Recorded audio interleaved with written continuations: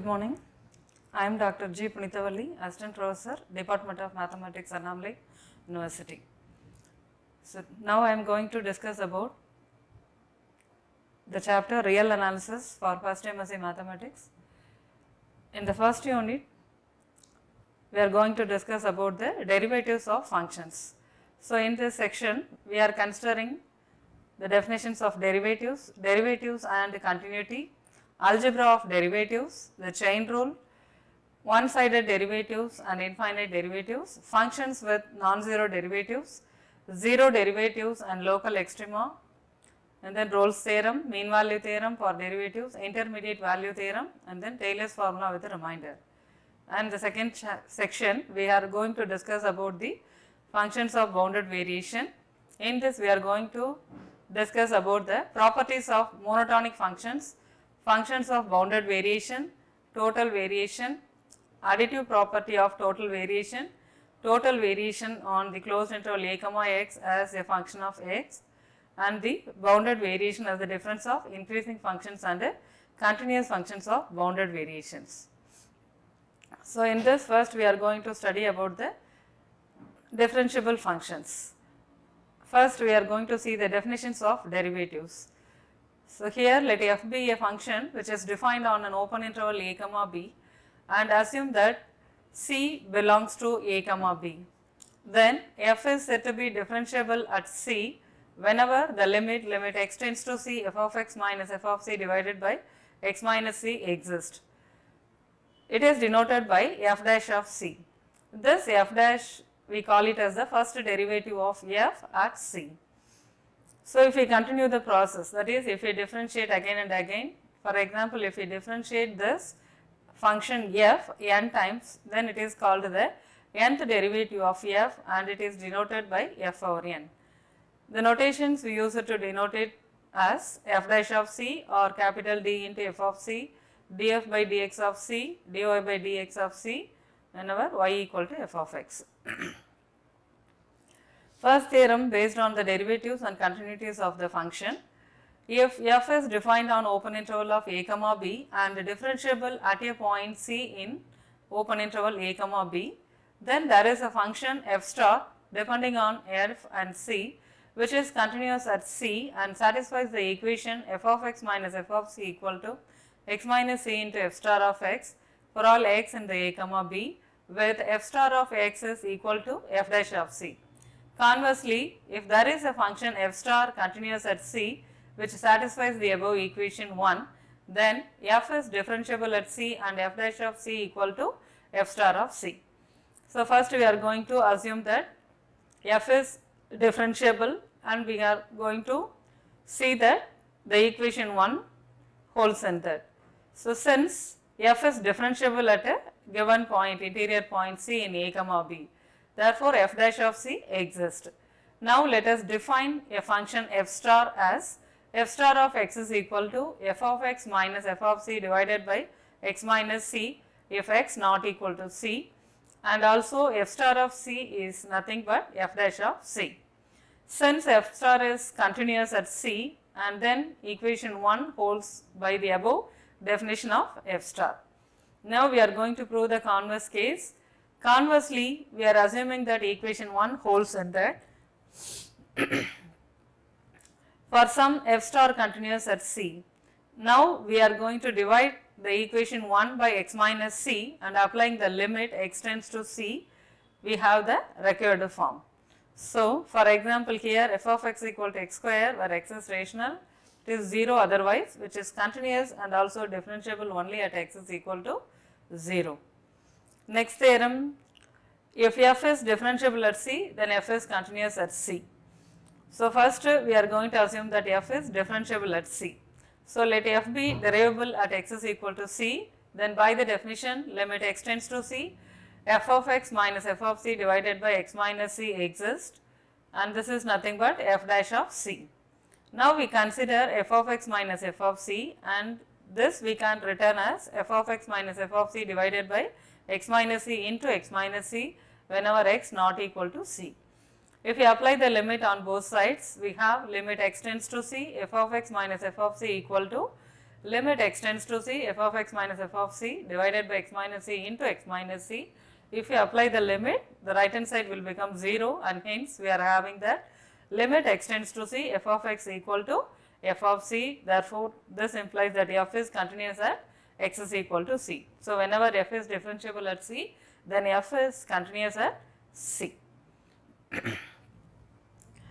Then theorem 3 holds that assume f and g are defined on a comma b and differentiable at c. Then f plus g, f minus g and f dot g are also differentiable at c, and this is true for f by g also if g of c not equal to 0.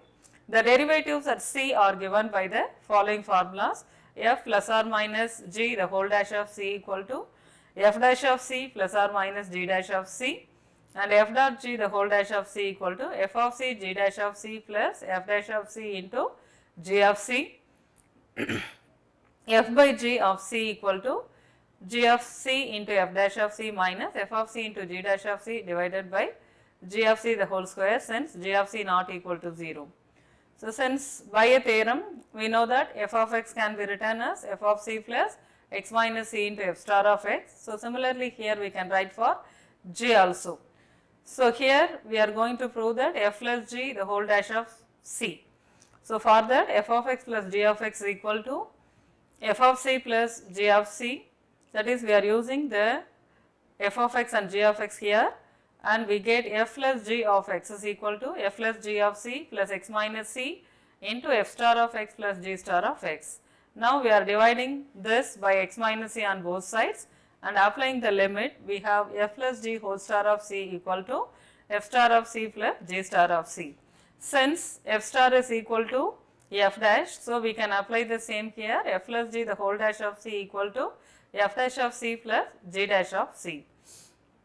Similarly, we can give for f minus g the whole dash of c equal to f dash of c minus g dash of c. Now, we are going to prove f g of c equal to f of c into g dash of c plus f dash of c into g of c.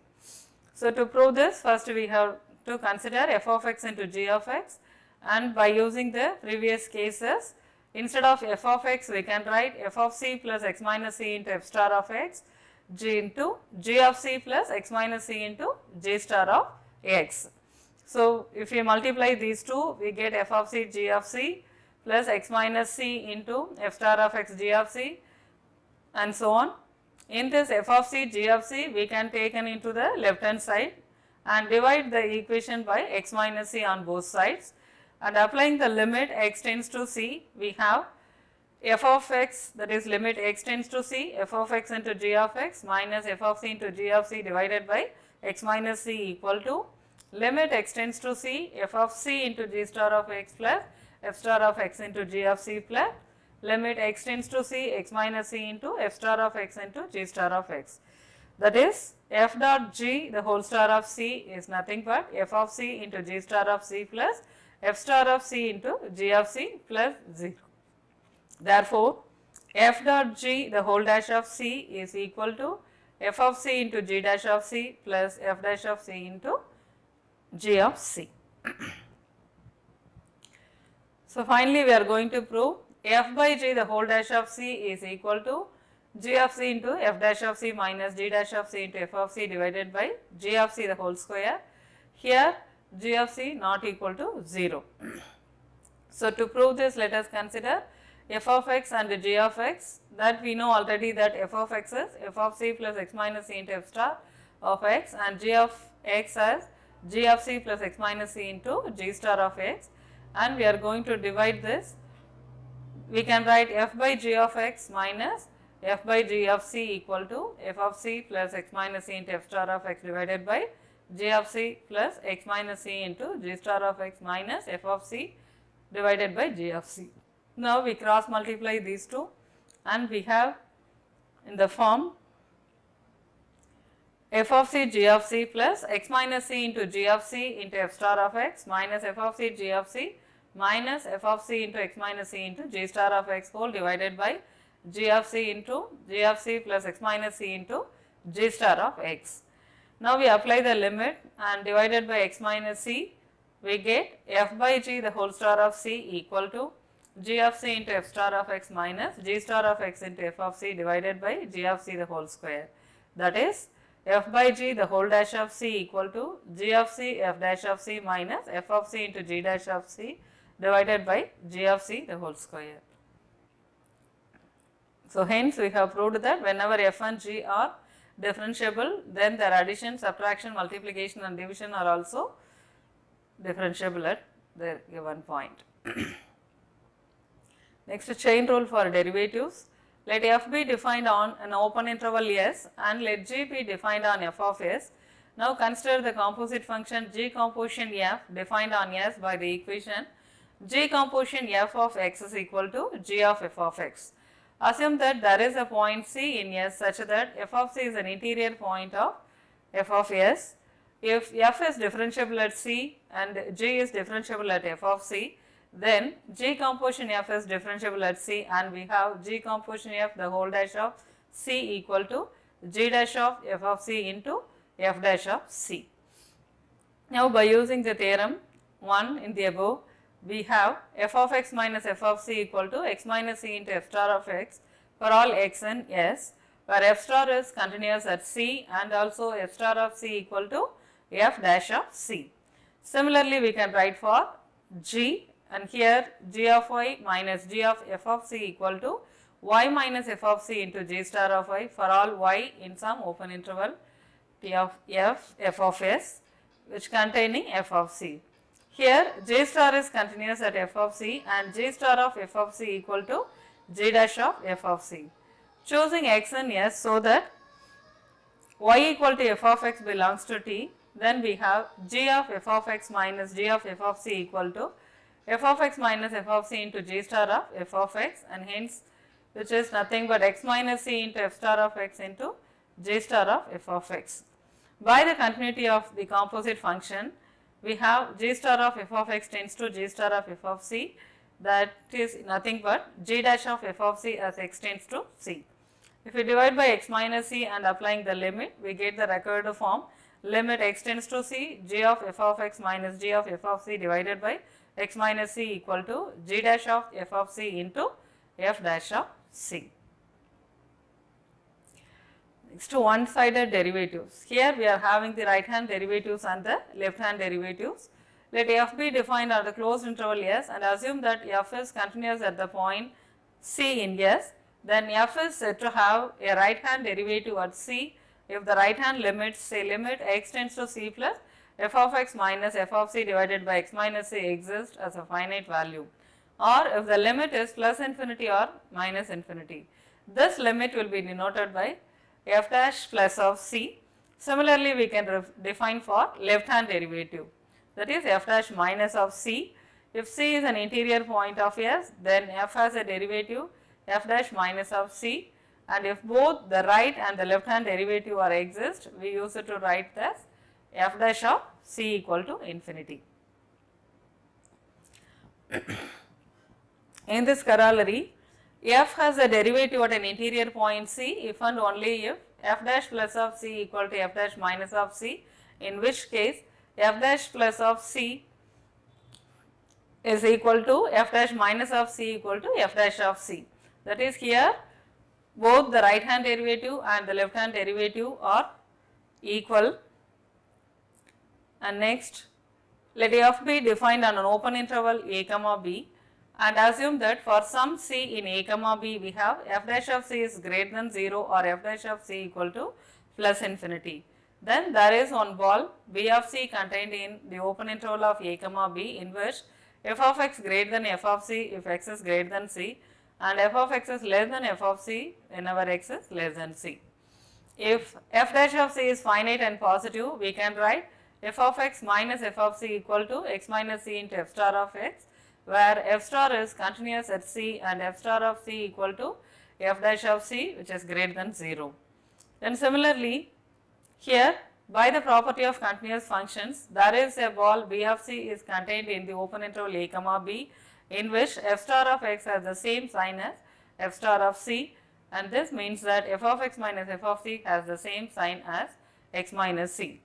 So, if f dash of c equal to plus infinity, then there is a one ball b of c in which f of x minus f of c divided by x minus c is greater than 1 whenever x not equal to c. So, again here it is a positive one. Then 0 derivatives and local extrema. Let f be a real valued function defined on a subset S of a metric space M and assume A belongs to S. Then f is said to have a local maximum at A if there is a ball B of A such that f of x less than or equal to f of A for all x in B of A intersection S. If f of x is greater than or equal to f of A for all x in B of A intersection S, then f is said to have a local minimum at A. Let f be defined on an open interval a comma b and assume that f has a local maximum at an interior point c of a comma b. If f has a derivative finite or infinite at c, then f dash of c must be equal to 0. If f dash of c is positive or plus infinity, then f cannot have a local extremum at c, because by a theorem it is already proved, and similarly f dash of c cannot be negative also. So, there is a derivative at c in which f dash of c is equal to 0. The next, Rolle's theorem. Assume that f has a derivative finite or infinite at each point of an open interval a comma b and assume that f is continuous at both the endpoints a and b. If f of a equal to f of b, then there is at least one interior point c at which f dash of c is equal to 0. So, to prove f dash of c equal to 0, we are going to assume that f dash of c not equal to 0 and we obtain a contradiction in the given case. Suppose that f dash of x not equal to 0 for any x belongs to a comma b, since f is continuous on the closed interval a comma b and f attains its boundaries at both the endpoints a and b. Hence, there exists p comma q belongs to the closed interval a comma b such that a less than or equal to x less than or equal to b and f of x equal to small m represents the lower bound and f of v equal to supremum of m where a less than or equal to x less than or equal to b. Here small m and capital M are the local extrema of f and minimum and the maximum of f on the given closed interval a comma b.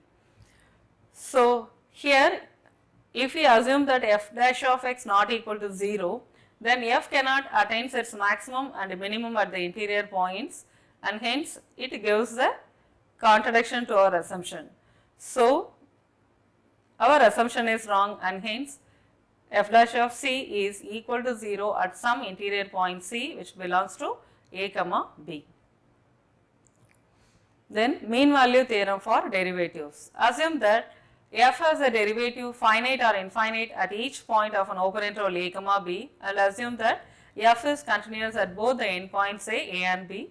Then there is a point c in a comma b such that f of b minus f of a equal to f dash of c into b minus a. So, since f has a derivative and it has a derivative and by using the mean value theorem we can write f dash of c equal to f of b minus f of a divided by b minus a, that is f of b minus f of a is equal to f dash of c into b minus a for some interior point c in a comma b. So, in this so we can obtain the required form as f of b minus f of a equal to f dash of c into b minus a. Then generalized mean value theorem. Let f and g be the two functions each having a derivative finite or infinite at each point of an open interval a comma b and continuous at the endpoints a and b. Also assume that there is no interior point x at which both f dash of x and g dash of x are infinite. Then for some interior point c we have f dash of c into g of b minus g of a equal to g dash of c into f of b minus f of a. Now, let us define h of x as h of x equal to f of x into g of b minus g of a minus of g of x into f of b minus f of a. So, since h has a derivative, because both f and g has a derivative and h is also has a derivative in the given interval. So, h dash of x exists in this. since these two functions are finite and hence h dash of x is also finite. So, h dash of, and similarly if f dash of x and g dash of x are infinite, then h dash of x is also infinite. So, here h is continuous and it has a derivatives. So, h is continuous at both the endpoints also. Therefore, we can write h of a equal to h of b, and that is equal to f of a into g of b minus g of a into f of b by using the Rolle's theorem above. Hence, in that we have proved that f dash of c is equal to 0. So, similarly here we can say that h dash of c is also equal to 0 for some interior point, and hence we have proved the theorem. Let f and g be the two functions, each having a derivative finite or infinite at each point of an open interval a comma b. At the endpoints, assume that the limits f of a plus g of a plus f of b minus and g of b minus exist as finite values. Also assume further that there is no interior point x at which both f dash of x and g dash of x are infinite. Then for some interior point c, we have f dash of c into g of b minus g of a equal to g dash of c into f of b minus f of a. Now we define two functions, say capital F and G on the closed interval a comma b as follows. That is, capital F of x equal to f of x and g of x equal to g of x if x belongs to a comma b, and f of a equal to f of a plus and f of b as f of b minus. Similarly for g. Now the two functions f and g satisfy the conditions of the generalized mean value theorem. So there exists an interior point c such that f dash of c into g of b minus g of a equal to g dash of c into f of b minus f of a by using the generalized mean value theorem. Hence, we can write f dash of c into g of b minus of g of a plus equal to g dash of c into f of b minus f of a plus. Next theorem states that assume f as a derivative finite or infinite at each point of an open interval a comma b, and that f is continuous at the endpoints a and b. If f dash takes only positive values, finite or infinite, in the open interval a comma b, then f is strictly increasing on the closed interval a comma b. If f dash takes only negative values, finite or infinite, in the open interval a comma b, then f is strictly decreasing on the closed interval of a comma b. If f dash is 0 everywhere in open interval a comma b, then f is a constant on the closed interval a comma b. Next theorem states that f is defined on a compact interval a comma b, and that f has a derivative finite or infinite at each interior point. Assume also that f has a finite one-sided derivatives f dash plus of a and f dash minus of b at the endpoints with f dash plus of a not equal to f dash minus of b, and if there is a real number c between f dash plus of a and f dash minus of b, there exists at least one interior point x such that f dash of x is equal to c. Now we define a function g as follows. G of x equal to f of x minus f of a divided by x minus a if x not equal to a, and g of a equal to f dash plus of a. Then g is continuous on the closed interval a comma b. By the intermediate value theorem for continuous functions, g takes on every value between f dash plus of a and f dash minus of a. So based on this and by using the mean value theorem, we can write g of x equal to f dash of x for some k in a comma x whenever x belongs to a comma b. Therefore, f dash takes on every value between f dash plus of a and f of b minus f of a divided by b minus a in the interior of a comma b. A similar argument holds for h, and we defined h as h of x equal to f of x minus f of b divided by x minus b if x not equal to b, and h of b equal to f dash minus of b, which shows that f dash takes on every value between f of b minus f of a divided by b minus a and f dash minus of b in the interior of open interval a comma b. So combining these two results, we can see that f dash takes on every value between f dash plus of a and f dash minus of b in the interior of a comma b.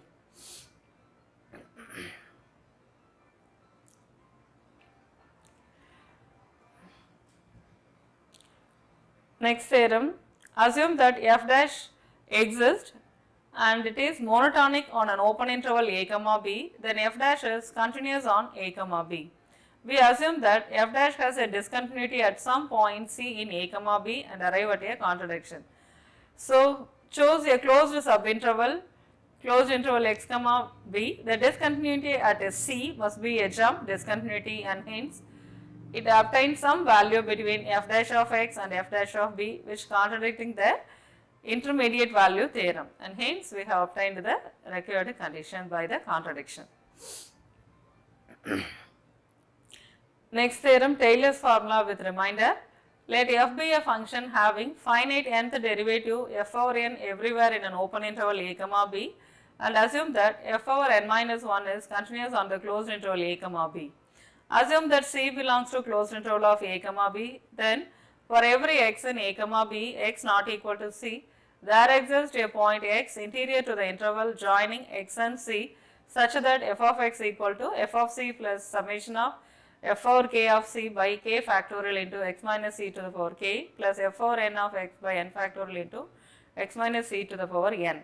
That is f of x equal to f of c plus summation of f over k of c by k factorial into x minus c to the power k plus Rn, and Rn is defined as integral c to x minus t to the power n minus 1 by n minus 1 factorial into f over n minus n of t into dt.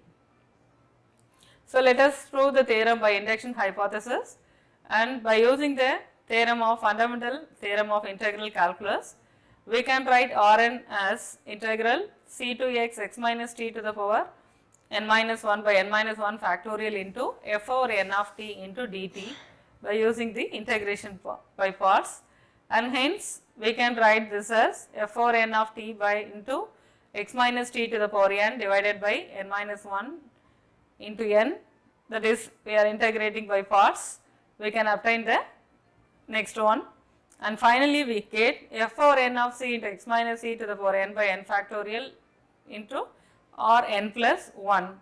So, let m be a maximum of f of n in the interval, in the open interval c comma x, and small m be the minimum. Then we have obtained the form m less than or equal to Rn less than or equal to capital M, and by using the intermediate value we can obtain the required form. Then here we give the examples of, that is application of Taylor's theorem here. And next theorem states that f and g be the two functions having finite nth derivative f over n and g power n in an open interval a comma b and a continuous n minus 1 interval in the closed interval a comma b, and assume that c belongs to closed interval of a comma b, then for every x in the closed interval a comma b, x not equal to c, there exists a point x1 interior to the interval joining x and c such that f of x minus summation of k varies from 0 to n minus 1 f over k of c by k factorial into x minus c to the power k into g power n of x1 is equal to f over n of x1 into g of x minus summation of k varies from 0 to n minus 1 g power k of c by k factorial into x minus c to the power k. Assume that c less than b and x greater than c, and keep x fixed, and we are defining two new functions as f and g, that is f of t equal to f of t plus summation of f over k of t by k factorial into x minus t of k, and g of t as g of t plus summation of g power k of t by k factorial into x minus t to the power k. So, for each t in the closed interval c comma x, and f and g are continuous on the closed interval, so we are having a derivative, and by the generalized mean value theorem we can write f dash of x1 as into g of x minus g of c equal to g dash of x1 into f of x minus f of c. This reduces to the equation that f dash of x1 into g of x minus g of c equal to g dash of x1 into f of x minus f of c, and hence by using the previous theorem we can obtain the required form. So, now derivatives of a vector valued function. So far we have seen the derivatives of a real valued functions, and here we have defined about the derivatives of a vector valued functions. Let f be a function from the open interval a comma b to r power n be a vector valued function defined on an open interval a comma b in R, then f equal to f1, f2, etc. fn, where each component fk is a real valued function defined on a comma b. We say that f is differentiable at a point c in a comma b if each component fk is differentiable at c, and we define f dash of c equal to f dash of c, that is f dash 2 of c, etc. In other words, the derivative f dash of c is obtained by differentiating each component of f and c. If f and g are vector valued functions differentiable at c, and if lambda is a real valued function differentiable at c, then the sum f plus g, the product lambda into f, and the dot product f dot g are also differentiable at c, and we have f plus g the whole dash of c as f dash of c plus g dash of c, lambda f the whole dash of c equal to lambda of dash of c into f of c plus lambda of c into f dash of c, f dot g the whole dash of c equal to f dash of c into g of c plus f of c into g dash of c. Now another definition for chain rule in the vector valued function. If f is a vector valued function and g is a real valued function, then the composite function defined by g of x equal to f of u of x, and the chain rule states that g dash of c equal to f dash of u of c into u dash of c. The next, partial derivatives. Let S be an open set in the Euclidean space R power n, and let f is from S to R be a real valued function defined on S. If x is equal to x1, x2, etc. xn, and c as c1 to etc. cn are the 2 points of x having the corresponding coordinates equal except for the kth one, that is if xi equal to ci for I not equal to k, and if xk is not equal to ck, then we consider the limit xk tends to ck f of x minus f of c divided by xk minus ck. When this limit exists, then it is called the partial derivative of f with respect to the kth coordinate, and we denote it by dk of f of c or fk of c or dou f by dou xk of c. The next one, here we are going to define the complex valued function, the differentiable, that is the derivative of the complex valued function. Let f be a complex valued function defined on an open set S in C, and assume C belongs to S, then f is said to be differentiable at C if the limit z tends to C f of z minus f of c divided by z minus c equal to f dash of c exists. The following statements are true for the complex valued functions, that is, f is differentiable at c if and only if there is a function f star continuous at c such that f of z minus f of c equal to z minus c into f star of z for all z in S, with f star of c equal to f dash of c. And second one, if f is differentiable at c, then f is continuous at c, and if two functions f and g have the derivatives at c, then their sum, difference, product and quotient also have derivatives at c.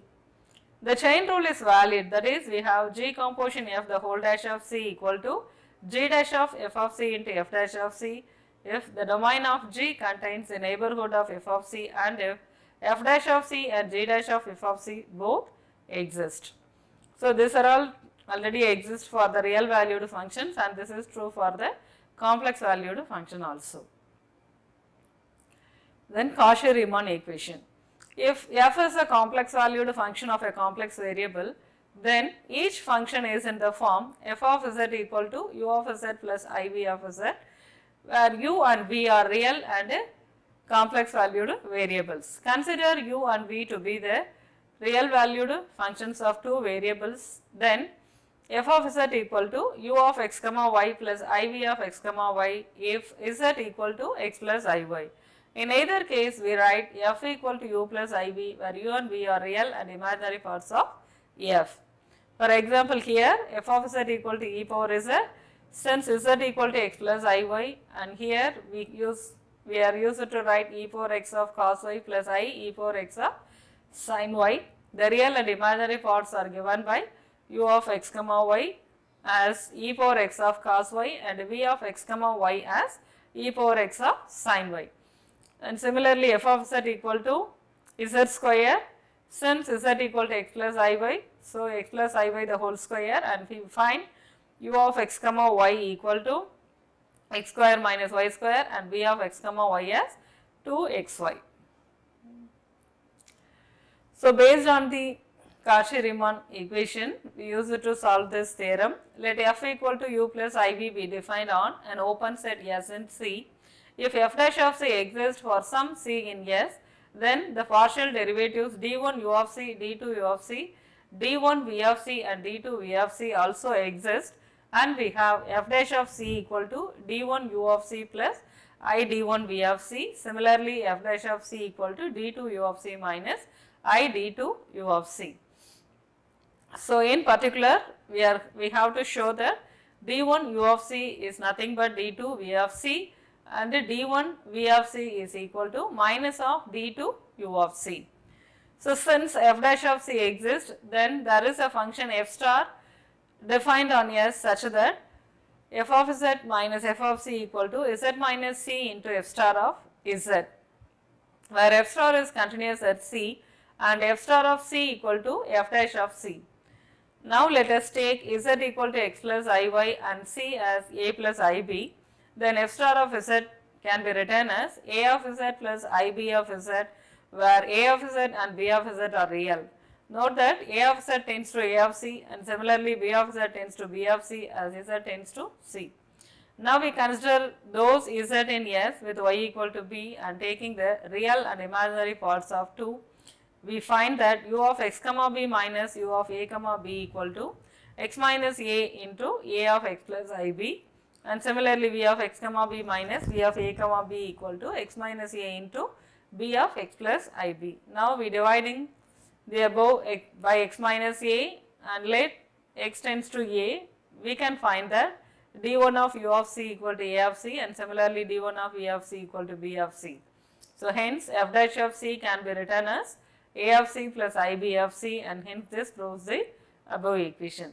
Similarly, by considering those z in S with x is equal to a, we can find that d2 v of c equal to a of c and d2 u of c equal to minus of b of c. So which proves the required form that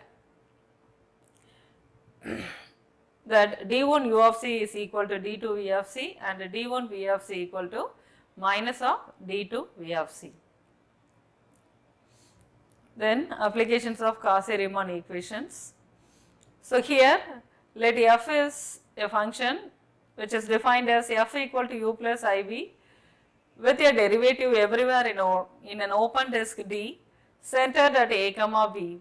If any one of u comma v on f is a constant on D, then f is a constant on D. Also, if f is a constant, if f dash of z is equal to 0 for all z in D. Now we suppose that u is a constant on D, and by Cauchy-Riemann equations we know that d2 v equal to d1 of v equal to 0 on D. Now applying the one dimensional mean value theorem, and we find that u of x comma y minus v of x comma b equal to y minus b into d2 of u of x comma y, which is equal to 0 for some x, and similarly for v also, that is v of x comma b minus v of a comma b equal to x minus a into d1 of v of x comma b. Therefore, a similar argument which shows that v is a constant. Now we suppose that modulus of f is a constant on D, and hence modulus of f square is u square plus v square, which is a constant on D. Now taking partial derivatives, we find that u into d1 u plus v into d1 v equal to 0 and u d2 u plus v d2 v as 0. Using Cauchy-Riemann equation, the second equation can be written as v d1 u minus u d1 v equal to 0, and combining the above we can get that u is a constant, and so that f is a constant. Finally, if f1 equal to 0 on D, both partial derivatives d1v and d2v are 0 on D. Again, as in the first part of the proof, we find that f is a constant on D. So, based on the above, we are having an example here. U and V be defined as follows. U of x comma y as x cube minus y cube by x square plus y square if x comma y not equal to 0 and u of 0 comma 0 is 0. Similarly, u of x comma y here we have defined as x cube plus y cube divided by x square plus y square if x comma y not equal to 0 and v of 0 comma 0 is 0.